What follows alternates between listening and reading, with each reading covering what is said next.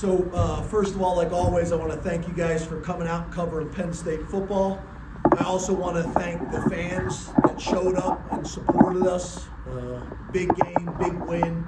So the fans that came back into town, the students that came back into town over Thanksgiving break to support us, we really appreciate that.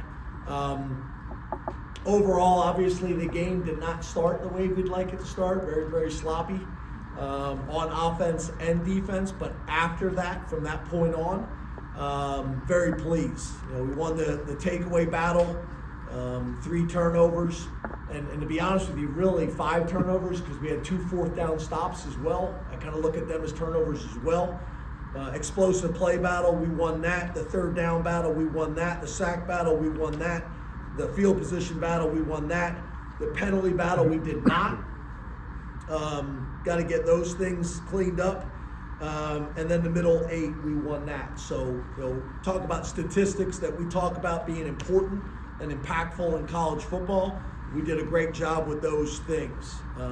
But overall, we found a way to get another win. If you study college football, not just Penn State, if you study college football, it's hard to win consistently.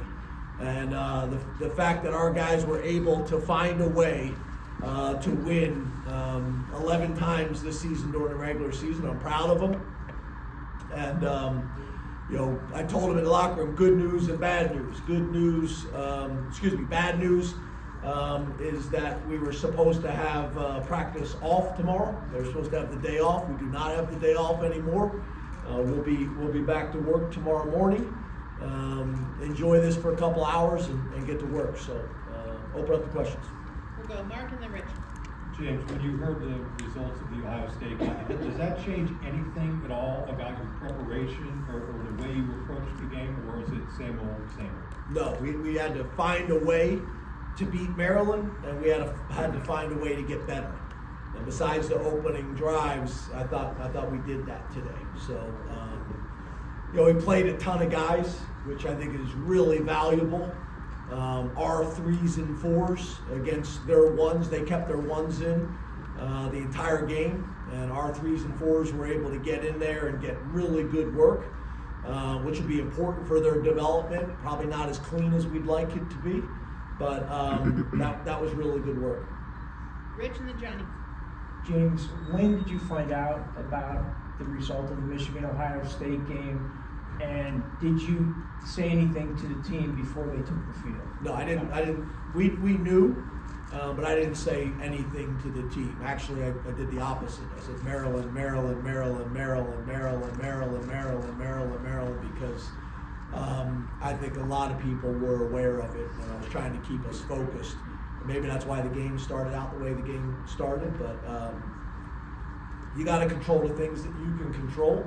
And the things outside of Beaver Stadium are not in our control. So we needed to win and play well. A lot of eyes watching these games, looking at the statistics. All those things are important. We're fighting to keep this family together as long as we possibly can. Wins do that. Statistics do that. How it looks, all those things matter. So, we were going to play for 4 quarters and fight till the end, and do everything we had to do to put ourselves in the best position to continue the season as long as possible, and also be seeded as high as possible. Johnny then Pickle. James here, right? Can you explain the emotions of the alma mater after the game, the scene after the game? I saw you interact with some seniors with the Big Ten title game upcoming, just everything that went into that. Yeah, I'm not sure about that. I mean, it was a win on senior day, which is always emotional for me. K-Tron, he's the one guy, like he won't kind of let me slide. I got emotional at breakfast this morning talking to the guys, and K-Tron doesn't like that a whole lot. He gives me a hard time anytime I get emotional.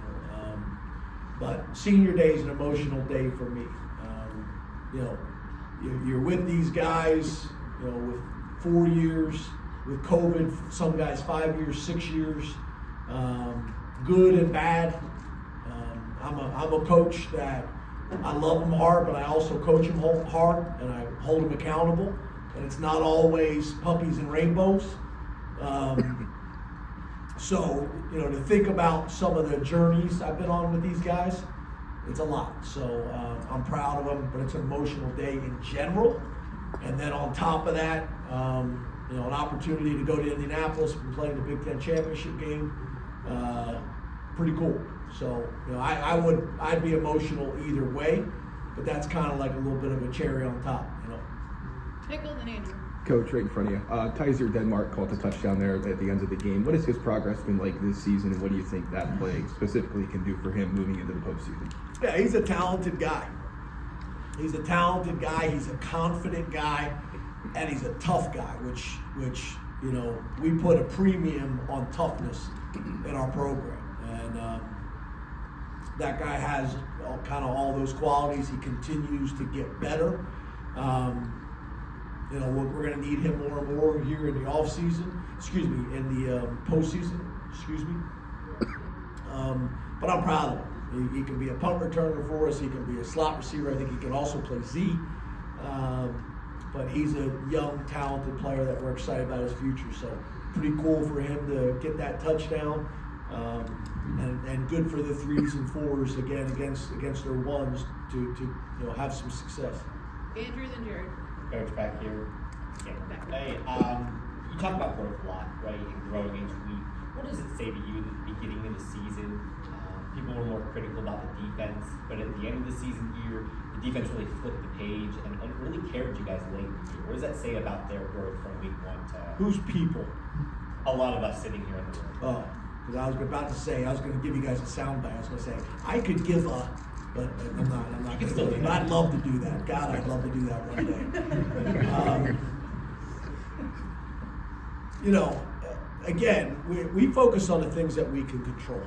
In Beaver Stadium and the Lash building, and if you're going to ride the wave of emotion and passion of fans and sometimes media, you'll drive yourself crazy.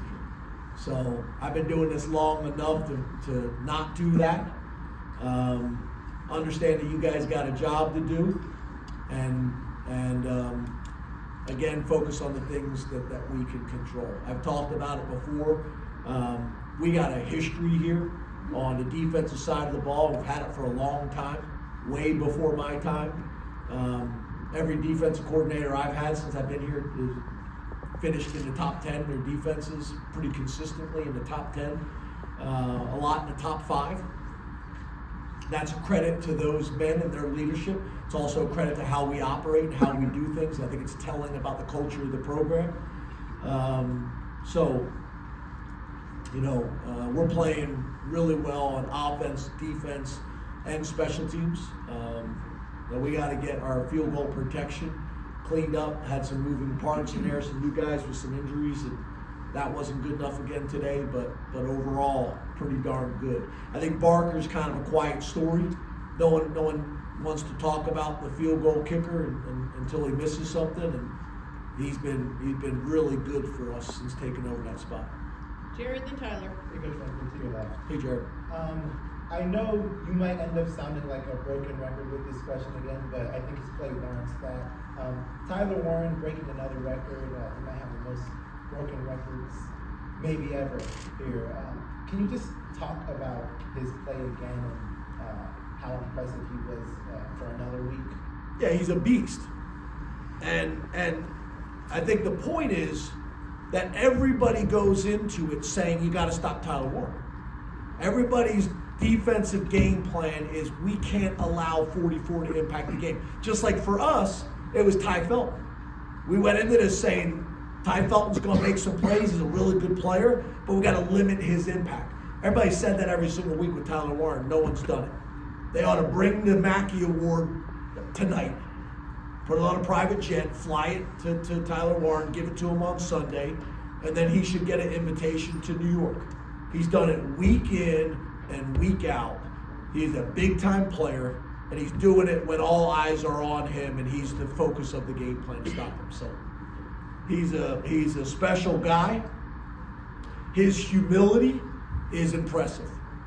Yeah, you guys ask him questions. Every question he gets, it's an opportunity for him to turn the attention to his teammates. He's a stud. He's a stud. I'm going to try to convince his parents. I'm going to send him to one of them romantic vacations up in the Poconos and try to get the parents to have more. I don't know if that'll happen. Last two, Tyler, then Neil. It's James. I'll try to follow that one up. When you look at this team coming off the loss earlier this month, 4 games ahead, the way you finished this month in November in those matchups in Big Ten play, additionally kind of juggling some of those injury issues, what did you learn about this particular program, this squad right now, over the course of this month to earn yourselves opportunities in December? Yeah, what I don't think a lot of people understand, except for people that really study the game, like you guys and NFL people and college coaches, it's hard. You know, especially with the expansion of these conferences. This is the most competitive Big Ten there's ever been. And to have your team ready to play week in and week out, it is very, very difficult to do, and it doesn't happen very often. And you look around college football, you watch the highlights, it's not happening. So this team finding a ton of different ways to win, blowouts, comebacks, overcoming adversity, winning because of defense, winning because of offense, winning because of special teams. You know, when you play as many games as we do now in college football and the type of opponents that we play, you're going to have to find different ways to get it done. It may not always be pretty, but I also think that's the beauty in it, right?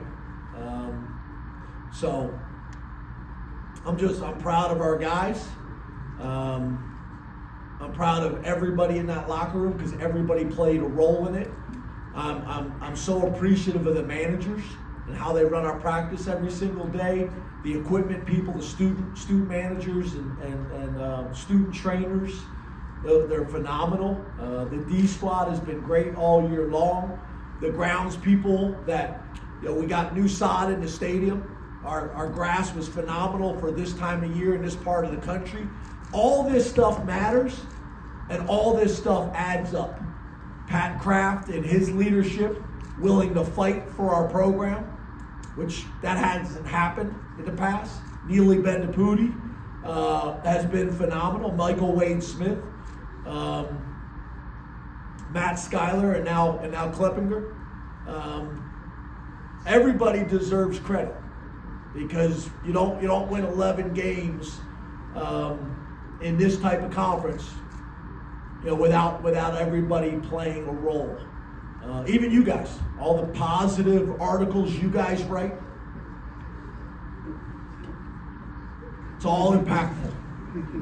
It all adds up, and we appreciate it. So, thank you. Last question to Neil. I mean, Oh my James. gosh. It didn't look like it was the smoothest post-game handshake. Is that the statistics and their ones still in there, or can you explain that last touchdown? Yeah, I get it, right? At the end of the game, we throw a touchdown. I get it. But a couple things I will say. My job is to put the 3s and 4s in the game. But when the 3s and 4s get to go in the game, they get to play football. Those guys deserve to play football. Your 1s are in the game. You were trying to score. We're trying to score. On top of that, you're playing cover 0. If you don't want, play cover 2. So I'm good with it. And on top of that, there's also a change in college football. We are trying to play as long as we can, make the playoffs, and be seeded as high as possible. And scoring as many points and a point differential matters. All that matters. And if you don't get that, it's really not my problem. So, W, 1-0. I'm good with it. Anybody that's not, that's their problem.